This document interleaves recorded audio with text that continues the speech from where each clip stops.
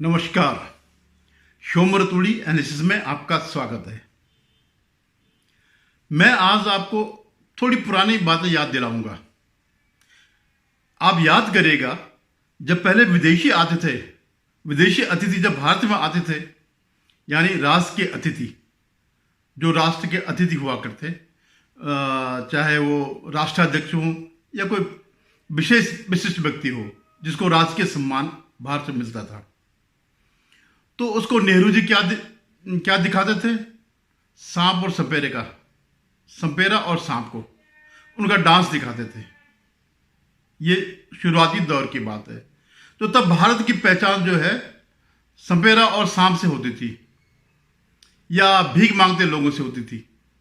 इस ढंग से एक जो चित्रण विदेशी करके गए थे भारत का, उसी को प्रस्तुत करते थे कि हम आज भी वही हैं। सन 1964 तक तो रहे नेहरू जी, तो ये सब चलता रहा। या ज़्यादा से ज़्यादा वो ताजमहल दिखा दिया। भारत की संस्कृति का कोई भी एक से एक आलीशान मंदिर थे भारत में, एक से एक। साउथ में आप देखिए भरा पड़ा हुआ है, लेकिन वो कभी जो है उनको नहीं दिखाते थे। तो आज जो है कहीं आपको G20 का सम्मेलन चल रहा है, कहीं आपको ये सांप सपेरा नहीं दिखेगा। क्या दिख रहा है? अत्यधिक आधुनिक भारत, वो भारत जो विदेशों से टक्कर ले रहा है, जो विकसित देशों के मुकाबले में है। सारी सिक्योरिटीज, खूबसूरत दिल्ली बना रखा है। और सिर्फ दिल्ली नहीं है, पूरा इस 9 साल के जो कार्यकाल में पूरा इंफ्रास्ट्रक्चर बदल गया पूरा देश का। आप कहीं से निकल जाइए, इवन आपको अगर याद होगा, इंफ्रास्ट्रक्चर के अलावा जो है डिजिटल इंडिया, शायद जर्मनी के आए थे, राजनयिक थे या विदेश मंत्री थे या राजदूत थे, तो उन्होंने जो है मार्केट से धनिया लिया और उसका पेमेंट डिजिटल किया, यूपीआई से किया। तो भारत अब वो सांप सपेरे वाला देश नहीं है, और भारत उन्हीं राष्ट्रों के समकक्ष है जो पहले मजाक उड़ाया करते। आपने कुछ दिनों पहले देखा होगा, न्यूयॉर्क टाइम्स में एक वो छपा था कार्टून, मतलब अमेरिका की कोई अखबार था, कि अंदर एक एलिट क्लब बैठा हुआ है जो स्पेस में काम करता है, जो स्पेस, जिनकी एंट्री स्पेस में हो चुकी है, जिन्होंने बड़ा नाम कमाया, और भारत उसको दरवाजे पर नॉक कर रहा है। तो उसको ऐसा दिखा रहा है कि एक पशुपालक जिसके हाथ में भैंस है या गाय है, जो भी, और वो दरवाजा वो कर रहा है। आज आप देखिए कि भारत जो है चांद की उस जगह पर पहुंच गया जहां ये पूरा विकसित देश नहीं पहुंचे, ये एलिट क्लब नहीं पहुंचा, वहां भारत पहुंच गया। जिस सीमा पर हम सड़कें नहीं भेजते थे, नहीं बनाते थे, इस डर के मारे कि चीन अंदर न घुस जाए, आज पूरा का पूरा सीमा जो है, पूरी की पूरी सीमा सड़कों के जाल बिछ के हर पॉइंट तक सड़कें पहुंच गई है। अब ये नहीं है कि दिल्ली से या किसी छावनी से, अंबाला से या देहरादून से, जो भी कैंट एरिया, मेरठ कैंट है, वहाँ से सीमा पर सामान पहुँचाने के लिए 3 दिन लगेंगे या 4 दिन लगेंगे, या सैनिकों को पहुँचाने के लिए इतना टाइम लगेगा, या उनके लिए राशन जो है इतना टाइम लगेगा। ऐसा कुछ नहीं है। आज मिनटों में जो है हमारे पास चिनूक हेलीकॉप्टर हैं, कई ऐसी वो है कि हम पूरी की पूरी फोर्स डिप्लॉय कर सकते हैं, उनका एक एक इक्विपमेंट डिप्लॉय कर सकते हैं, उनकी पूरी राशन की व्यवस्था डिप्लॉय कर सकते हैं। तो खैर ये छोड़िए, अब मैं असली बात पर आता हूं कि अब विदेशी अतिथियों को सांप और सपेरा वाला खेल अब देखने को नहीं मिलता, लेकिन भारतीय राजनीति में वो हो रहा है। हो क्या रहा है? मोदी जी बीन बजाते हैं और विपक्ष नागिन डांस करने शुरू कर देता है। कैसे? मैं आपको बताता हूं। अभी जब ये G20 का समाप्त हो जाएगा, तो सरकार ने 28 सितंबर से 22 सितंबर तक विशेष पार्लियामेंट सेशन रखा। तो उसमें एक तो ये भी है कि जो गणेश चतुर्थी के दिन है, उस दिन जो है नए उसमें जाएगा, नए संसद भवन में कार्यवाही शुरू होगी, और उससे एक दिन पहले तक पुराने संसद भवन में जो भी वहाँ की यादें होंगी वो सब होगा। तो इस बीच अचानक एक चर्चा भी छिड़ गई कि वन नेशन वन इलेक्शन। तो बस इस पर जो है नागिन डांस शुरू हो गया। सारे विपक्ष तड़फड़ाने लग गए, नहीं जी कैसे होगा, क्या होगा, क्यों होगा, ये तो इनका एजेंडा है कि पूरे उसमें एक ही बार चुनाव कराने का। हालांकि इसके पीछे एक लॉजिक है कि बार बार चुनाव कराने से जो है कभी राज्यों के विधानसभा के, कभी लोकसभा के, कभी पंचायत के, तो एक तो यह है कि खर्चा बहुत होता, और दूसरा यह है कि जो आचार संहिता जो लग जाती है उससे विकास के कार्य रुक जाते हैं। तो ये कोई नई बात नहीं है, चर्चाएं पहले से चल रही थी और सरकार के पास काफी इसका ड्राफ्ट है, और मेरे ख्याल है विपक्ष ने भी इस बारे में कभी चर्चा की होगी, लेकिन आज सारे के सारे बौखलाए हुए हैं। अब वो उसी धुन पे नाच रहे हैं कि साहब इससे जो है बीजेपी को फायदा होगा। लॉजिक कुछ नहीं है, लेकिन बीजेपी को फायदा होगा। दूसरा क्या हुआ, जब तक ये चर्चा चली रही थी मीडिया में जो है ये सब चल रहा था, एक देश एक चुनाव वाला, तब तक एक और बयान आ गया। बयान भी क्या आया, वो आया कि जो G20 सम्मेलन के जो सम्मेलन हो रहा, उनके जो राष्ट्राध्यक्षों को निमंत्रण पत्र दिए गए, उसमें राष्ट्रपति की तरफ से प्रेसिडेंट ऑफ भारत लिखा गया। बस इनको जो है डांस करने का मौका मिल गया कि साहब देश का संविधान बदल रहा है, ये हो रहा, वो हो रहा है, बीजेपी अपना एजेंडा चला रही, आरएसएस अपना एजेंडा चला रहा, हिंदू राष्ट्र की तरफ ये देश जा रहा है। ये तो संविधान में लिखा हुआ इंडिया दैट इज भारत, इसमें क्या बात है? जो इंडिया है एक्चुअली भारत है। इंडिया नाम कब से आया? इंडिया तो 200 साल पुराना नाम है सिर्फ। किसने दिया? अंग्रेजों ने दिया। और किस बेस पर? कि ये जब मेगास्थनीज आया था, जो ग्रीक वो था, यात्री था या एम्बेसडर था उसके दरबार में, चंद्रगुप्त मौर्य के किसी के दरबार में, तो उन्होंने जो लिखा, तो उन्होंने सिंधु नदी के पार जो है भारत को समझा, तो सिंधु का उन्होंने इंडस क्या, इंडस का इंडिक कर दिया कि ये इंडिक जो है, जो इंडिया है वो इंडिक है, यानी सिंधु नदी के पार वाले या सिंधु नदी के आसपास बसने वाले लोग जो है वो है। तो ये नाम तो उन्होंने इंडिक दिया। बाद में जब अंग्रेजों ने सत्ता संभाली तो उन्होंने उससे पहले के नाम भारतवर्ष या हिंदुस्तान ये सब किनारे कर दिए और इंडिक का परिमार्जन करके उसे इंडिया नाम दे दिया। और पूरे 200 साल तक, जब से सत्ता में आए, 1818 के तीसरे एंग्लो मराठा युद्ध के बाद जब अंग्रेजों के पास सत्ता आई, तब इसके बाद इंडिया का प्रचलन शुरू आया। तो मैं 200 साल, और आप उसको जो है पकड़ के बैठ गए कि नहीं हम तो इंडिया है, हम तो इंडिया है। भारत तो आज का नहीं, प्राचीनतम नाम है।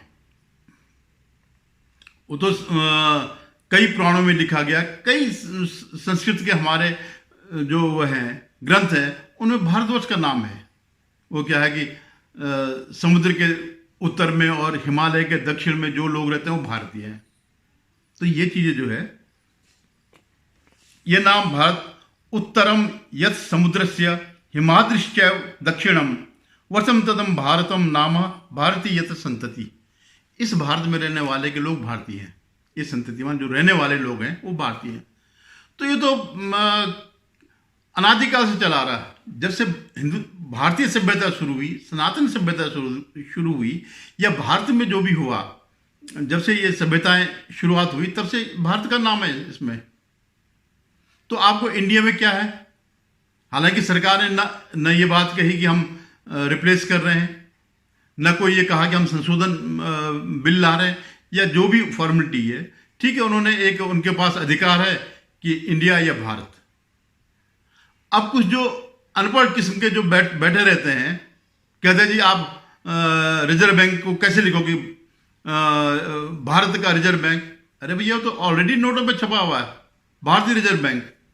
कोई कहता आप आईएएस को क्या बोलोगे, लिखा हुआ है पहले ही, भारतीय प्रशासनिक सेवा। ऐसे ही भारतीय विदेश सेवा आईएफएस, भारतीय पुलिस सेवा, ये कोई नए नाम थोड़ी है, तो ऑलरेडी प्रचलन में है। आपके पासपोर्ट में सब लिखा हुआ भारतीय गणतंत्र। तो इसमें क्या ये जो छाती कूट रहे हैं, इसके पीछे क्या है? ठीक है, वो अब तक तुमने इंडिया प्रचलन किया, एक विदेशी नाम को ग्रहण किया, और क्योंकि कांग्रेस मेनली रही है तो स्वाभाविक रूप से वो अंग्रेजों के तो पिट्ठू थे ही। कांग्रेस कौन है? जिन्होंने एओ ह्यूम की पार्टी, तो वो है। एओ ह्यूम कौन था? कलेक्टर था अंग्रेजों का, अंग्रेज जमाने का रिटायर्ड कलेक्टर। तो ये तो अंग्रेजों की पार्टी है। इन्होंने कोई सत्ता कोई छीन के थोड़ी ली है। जिन्होंने सत्ता प्राप्त करी थी, जिनकी वजह से देश आजाद हुआ, उनको तो कहीं नाम ही नहीं है। ये तो खाली वही है जो पूना के महल में बैठ करके जेल कर रहे हैं, सचिवालय बैठा हुआ है, लोग चिट्ठी लिखने वाले हैं, सचिव रखा हुआ है, सारा बकरी वहां रखी हुई है, सब कुछ रखा हुआ। तो ये वो लोग हैं जिनका शून्य योगदान है। हालांकि लोग कहते हैं, इवन मोदी जी भी कहते हैं कि नहीं ये सुंदर सेनानी है, कुछ नहीं है। जो फर्स्ट वर्ल्ड वॉर के बाद खिलाफत आंदोलन कि ये इसको जनता को बताया कि साहब हम ये जो है भारत की स्वतंत्रता के लिए ये आंदोलन है। खिलाफत क्या था? खलीफा के लिए था। फर्स्ट वर्ल्ड वॉर के बाद जब ऑटोमन साम्राज्य टूट गया तो उसकी पुनर्स्थापना के लिए भारत के मुसलमान खिलाफत आंदोलन करने लगे। उनका इससे कोई संबंध नहीं। इस बारे में कहा है डॉक्टर भीमराव अंबेडकर ने भी कहा है कि जहां इनका राज नहीं है वो उसको अपना देश नहीं मानते हैं। उनका जो है असली मालिक कौन है? खलीफा है। तो ये वो लोग हैं। तो कांग्रेस कहती है हमने आंदोलन किया, कभी कहते कि हमने क्विट इंडिया 1942 में। तब तक तो वर्ल्ड वॉर सेकेंड खत्म हो गया था, अंग्रेजों की हालत खराब हो गई थी, कई देश जो स्वतंत्र हो गए थे। अमेरिका ने जो है ये कॉलोनाइजेशन को खत्म करना शुरू कर दिया था, सब जगह स्वतंत्रता शुरू हो गई थी। तो ये कोई आपका ऐसा नहीं कि आपने कहा क्विट इंडिया और वो भाग के अंग्रेज चले गए। अगर ऐसे था तो 1920 में क्यों नहीं किया तुमने, या 1900 में क्यों नहीं कहा, या 1925 में जब हेडगेवार जो है कांग्रेस छोड़ गए उस पर कि आपने जो है पूर्ण स्वराज्य की मांग करें, तो जब कांग्रेस ने नहीं किया तो हेडगेवार चले गए, उन्होंने आरएसएस की स्थापना कर दी। तो ये जनता को, क्योंकि इनके पास इतिहास, सरकार इनकी रही, इतिहास अपनी मर्जी से लिखा, इन्होंने इतिहास नहीं लिखा, एक नैरेटिव बनाया। आज सब चीजें जो है सामने आ रही है। तो मैं ये कह रहा हूं कि अभी कुछ भी नहीं है। क्या इस विशेष सत्र में जो क्या होना है कुछ नहीं है, लेकिन कहीं कोई बात होगी और ये जो है जैसे उसमें होता है ना पॉपकॉर्न की तरह उछलने लग जाते हैं। तो ये जो है ये कर रहे हैं। अब एक वो कह रहे हैं उमर अब्दुल्ला और ये वो शशि थरूर जी कि इनको इंडिया से परेशानी। भैया इंडिया से परेशानी किसी को नहीं है, क्योंकि इंडिया नहीं है आपका है I.N.I.A इंडिया। ये नाम रखने से डॉट नाम रखने को आप इंडिया नहीं हो जाएंगे। अगर कोई ये चोर कहे कि मेरा नाम कोतवाल है तो मुझे कोतवाल की तरह करो, ट्रीट करो, तो क्या जनता मानेगी? ऐसे ही है। यूपीए के सारे चोर उचक्के जितने भी वो है, जिनका नेता लालू यादव है जो कन्विक्टेड है, ऐसा नहीं है कि उसमें खाली आरोप है, कन्विक्टेड है बाकायदा, वो इनका नेता है। अभी ये जो बकवास कर रहा था ए राजा, जो सनातन धर्म पर वो कर रहा था, कितने समय जेल रहा, क्या क्या नहीं किया इसने। या जो स्टालिन का बेटा उदयनिधि है, या जो स्टालिन के खास है, उनका मंत्री जेल में पड़ा हुआ है, सनातन बालाजी करके जो है, किसमें पड़े हुए? भ्रष्टाचार के आरोप में। ममता बनर्जी का भतीजा जेल जाने वाला है, उनके कई मंत्री जेल गए, किस लिए गए? भ्रष्टाचार के। ये नहीं है कि उन पर कोई आरोप नहीं है, सामने साक्ष्य हैं, पकड़े गए सब, नोटों के ढेर मिले।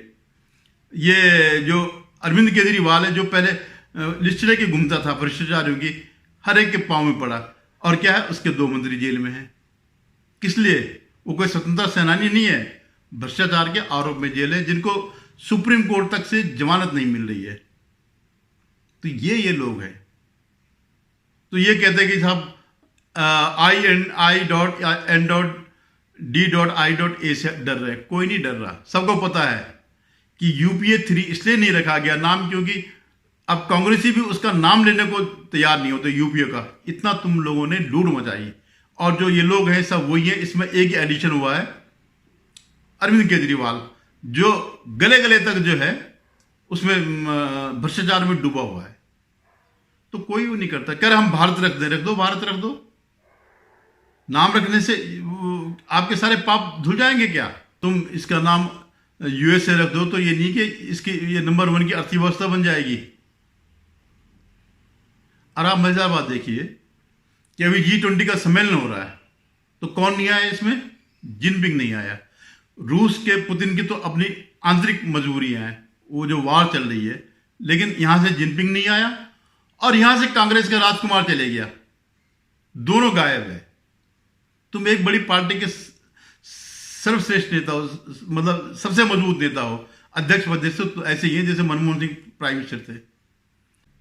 तो कहने का मतलब ये है कि एजेंडा उनका है, इनको कोई क्लू नहीं मिल रहा है, बस ये उसकी तरह उछल रहे हैं पॉपकॉर्न की तरह, इनको पता ही नहीं हो क्या रहा है। और अगर आप भारत के विरोध है तो खुल के आओ कि नहीं हमें इंडिया ही पसंद है। कितने लोग जानते हैं इंडिया? पूरे देश में आप पता करो, गांव में जाकर के जो भी कहेगा भारत कहेगा कि कहाँ के हो भारत के, आप कौन भारतीय? तो सब भारत भारत का है, भारतीय है। ये गुलामी की निशानी है इंडिया। इवन ऐसा कोई भी भाषा नहीं है, कोई भी हमारे ग्रंथ नहीं है दक्षिण से लेकर के उत्तर तक जिसमें भारतवर्ष का नाम ना आया हो, जिसमें भारत का नाम ना हो। ये पुरातन संस्कृति है, सब चीजें हमारा देश जो है उसी से पहचाना जाता, गुलामी से नहीं पहचाना जाता कि अंग्रेजों ने इंडिया रख दिया तो हो गया फाइनल। भरतनाट्यम तमिलनाडु का वो है, तो इंडिया नाट्यम तो नहीं है, और न वो आज का है। सबसे पुराना जो हमारी संस्कृति थी, जो नृत्य थे या जितनी भी कलाएं थी, भरतनाट्यम सबसे पुराना है। तो वो भरतनाट्यम क्यों है? भारत की वजह से, जिसमें ये नहीं है कि साहब लाखों में खर्चा होगा। अरे अभी तो जो टर्की था उसने भी वो तुर्की कर दिया कि हमें पसंद नहीं है, कि टर्की का मतलब शायद गधा होता है या कुछ ऐसा होता है। कई देशों ने, श्रीलंका, श्रीलंका, म्यांमार का, बर्मा का, म्यांमार, हालांकि सरकार ने ये नहीं कहा कि हम इंडिया को हटा रहे हैं, लेकिन वो सरकार अगर उनके तो प्रचलन में भारत लाएंगे तो असंवैधानिक कहाँ है? और इसमें संविधान संशोधन करने की जरूरत क्या है? कोई जरूरत नहीं है। लेकिन क्या है कि आप जो है मोदी जी की जो है बीन पर डांस कर रहे हैं और कुछ नहीं है। शून्य हो गया है। खुंदक में आप सनातन को ही गाली देने लग गए। आपने जो स्ट्रेटेजी बनाई या सनातनियों से जो है इस बात की खुंदक है कि आपको वोट नहीं दे रहे, आपको 2 टर्म से सत्ता से बाहर कर रखा है, तो आप निश्चित मानिए जो आप सनातनियों को गाली दे रहे हैं, जो आप सनातन धर्म को इरेडिकेट खत्म करना चाह रहे हैं, सनातनियों को सनातन धर्म कौन है? जो सनातनी है। तो किसे आप खत्म करोगे? आप हमें खत्म करोगे जो हम सनातनी है, तभी जाकर तो धर्म खत्म होगा। और क्या करोगे? अभी 2 दिन पहले लद्दाख में बौद्धों का एक जुलूस निकला। किस लिए निकला? लव जिहाद के खिलाफ। अब आप सोचिए कि लद्दाख में तक, बौद्धों में तक, ये अभी तक तो क्रिश्चियन ही शिकायत करते, हिंदू ही शिकायत करते, अब बौद्ध भी शिकायत करने लग गए कि भाई ये लव जिहाद करते हैं। सब जानते हैं कौन लव जिहाद करता है, इवन क्रिश्चियन भी जानते हैं। लेकिन एक परिवार के लिए या एक पार्टी के लिए, डीएमके पार्टी के लिए, आप पूरे सनातन को जो है गालियां देने लग गए। इनको शर्म नहीं आती उद्धव ठाकरे को, जो जिनके पिता हिंदू धर्म के बड़े स्तंभ थे, बड़े प्रतिष्ठित थे, आज वो उनके साथ खड़े हैं जो सनातन को इरेडिकेट करना चाह रहे हैं। और आप कहते हैं जी हम असली हिंदू हैं। असली हिंदू है तो क्यों नहीं उस अलायंस से अलग हो जा रहे हो? अभी देखते रहिएगा, चुनावी वर्ष है। मैं बार बार कहता हूँ कि ये चीज़ें बार बार होंगी, इस तरह के ड्रामे बहुत होंगे। अभी तो भगवान से प्रार्थना करिए कि G20 सही ढंग से जो है संपन्न हो जाए। आपको याद होगा जब ट्रंप आए थे, तब तो अकेले ट्रंप थे यूएस के राष्ट्रपति, तो दिल्ली में क्या हुआ था। हर कोशिश होगी इस दौरान जो है कुछ ना कुछ डिस्टर्ब करने की, कुछ ना कुछ अराजकता करने की।